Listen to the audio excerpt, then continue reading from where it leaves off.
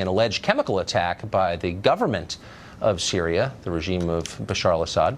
Syria can't do anything about it, but the same cannot be said for some of the sponsors of that country. Russia and Iran both support the Assad regime, and they are more dangerous than Syria. Is America risking a major military confrontation that we're not prepared for? James Kirchick is a visiting fellow at the Brookings Institution. He joins us tonight. Jamie, thanks for coming on. Thank you for having me. So let me just ask you an overview question first that I've been thinking about all day, which is, I just want to question like the basic assumption. We think that the real story and the focus of American power ought to be in the Middle East, but there's all this stuff going on in our hemisphere.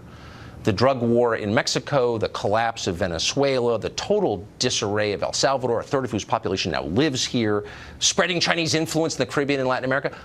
Why are we spending any time at all focused on the Middle East when we could focus on those things? Well, being a superpower means you have to be able to balance multiple responsibilities. But I think the most important reason why what we did last weekend is that chemical weapons were used. And there is a consensus, there's international law among civilized people and nations that chemical weapons should not be used in warfare. Right, I agree. And they were used like they were used last year. And President Trump drew that line in the sand that you'll remember Barack Obama drew but didn't actually enforce. President Trump actually enforced it. And it was a surgical strike. We just struck at 3 facilities that were used in the production and the dissemination of chemical weapons, and we hit those. And if Assad tries to use them again, hopefully, I think we should hit them again. But I mean, my job is, as a journalist, to be loosely speaking, but I want to be skeptical. I feel like that's what I'm paid to do. And so I asked skeptical questions last week, like, how do we know this? Because I haven't seen anybody provide proof, and I've seen a lot of lying about it. We know this when we really don't. And I've been denounced repeatedly as a tool, today by the Washington Post, as a tool of the Putin regime.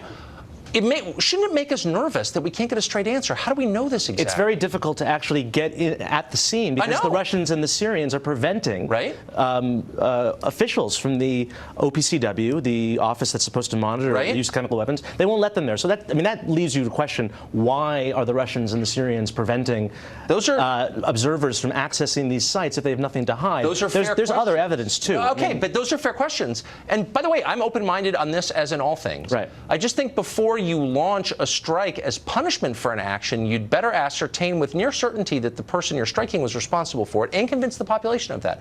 We don't seem to feel that's necessary because, as you know, this is not really about chemical weapons.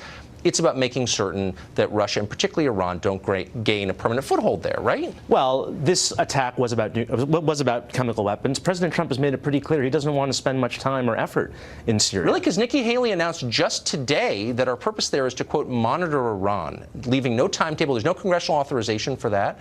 And you and I both know, and maybe that's a good thing to do. Right. I don't know.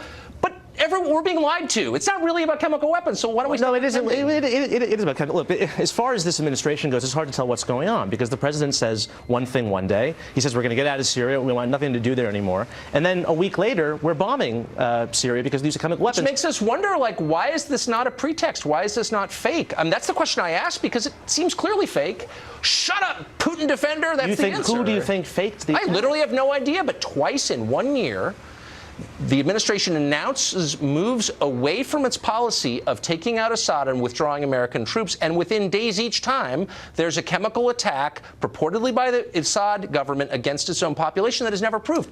Color me skeptical. I'm not a conspiracy nut. Those are fair questions. Yeah, I just don't think that we're capable of doing something like that. Frankly, it seems a little in the clouds. Okay, but what is the so we know that we haven't ascertained to an absolute certainty that Assad did this last attack, and yet we moved anyway. And my point, echoing Nikki Haley, was that it's really about Iran. So why lie to the public? It can be about both things. It can be about enforcing the law that chemical weapons are not used, and that when they are used, the people who use them will be penalized. Let's not forget, it's not the Syrians. The Russians deployed a chemical nerve agent in the United Kingdom about 6 weeks ago. I think there's I think there's no, there isn't. There's no debate about that. There's no debate. No, there isn't debate about that. Let me say, in my world, there's always debate. There's always debate.